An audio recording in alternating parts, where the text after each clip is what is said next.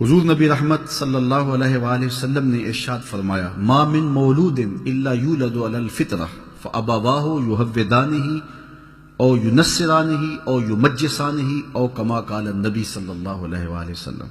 حضور فرمایا ہر پیدا ہونے والا بچہ فطرت اسلام پہ پیدا ہوتا ہے۔ اب اس کے ماں باپ اس کو یہودی بناتے ہیں، اس کے ماں باپ اس کو عیسائی بناتے ہیں، اس کے ماں باپ اس کو مجوسی بناتے ہیں۔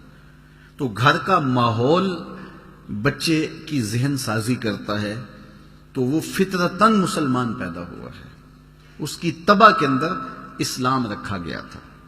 تو ماں باپ کی تربیت اسے جس سانچے میں ڈھالنا چاہے ڈھال دے، مجوسی بنانا چاہے تو مجوسی بنا دے گی، اگر وہ بت پرست ہوں گے تو بیٹا بھی بتوں کو پوجنے لگ جائے گا، ان کی تعظیم بجا لائے گا، اور اگر وہ اسلامی طریقے کے مطابق اس کی تربیت کریں گے اور وہ مسلمان ہوں گے تو بچہ ایک صالح مسلمان کی صورت کے اندر معاشرے کا ایک صالح فرد بنے گا۔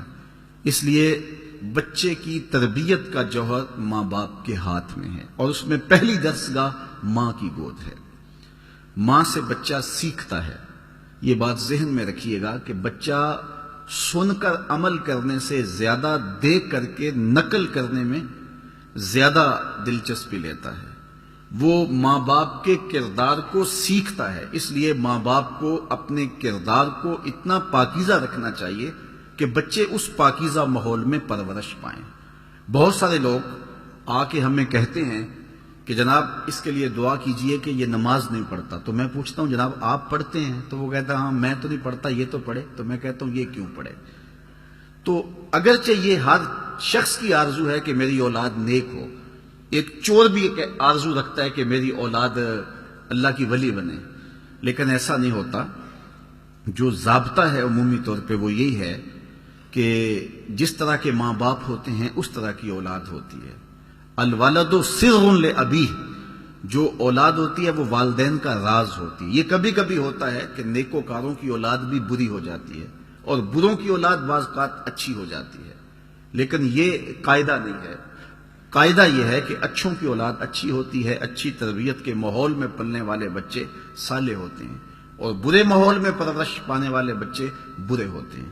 تو اس لیے اپنے گھر کا ماحول جب آپ اچھا بنائیں گے، فرمایا گیا گھروں کو قبرستان نہ بناؤ، کیونکہ جب گھروں میں نماز پڑھو گے تو بچے تمہاری نقالی کریں گے۔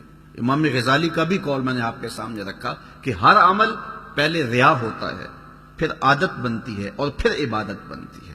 تو ابتداءً وہ امام غزالی کے قول کے مطابق ریا ہے، وہ سجدے میں بھی ایک آنکھ سے دیکھیں گے کہ ماں باپ دیکھ رہے ہیں، اور اس کے بعد پھر آہستہ آہستہ عادت بن جائے گی، اور پھر آہستہ آہستہ وہ عبادت بن جائے گی۔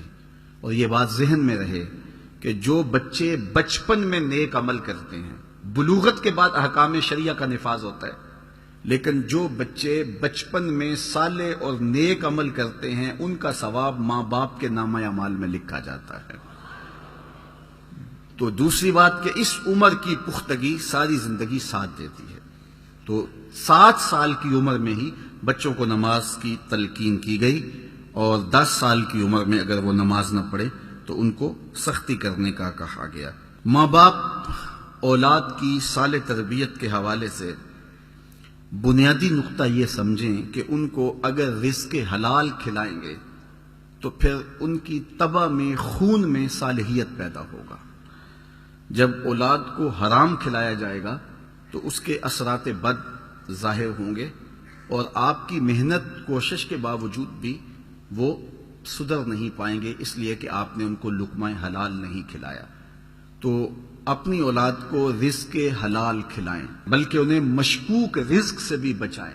جس طرح ہم دیکھتے ہیں کہ جو ناقص غذا ہے ان کا معدہ خراب کر دیتی ہے، اسی طرح جو حرام غذا ہے ان کے باطن کو خراب کر دیتی ہے۔ اس لیے پاکیزہ اور صالح غذا کا ان کے لیے اہتمام کیا جائے۔ اپنے اولاد کی اچھی کفالت کرو، جو وسعت ہے اس کے مطابق اپنی اولاد کے اوپر جو ہے وہ کشادگی کی جائے۔ میرے حضور علیہ الصلوۃ والسلام نے فرمایا جو تم لقمہ لا کے اپنے اہل خانہ کے منہ میں رکھتے ہو وہ بھی صدقہ لکھا جاتا ہے۔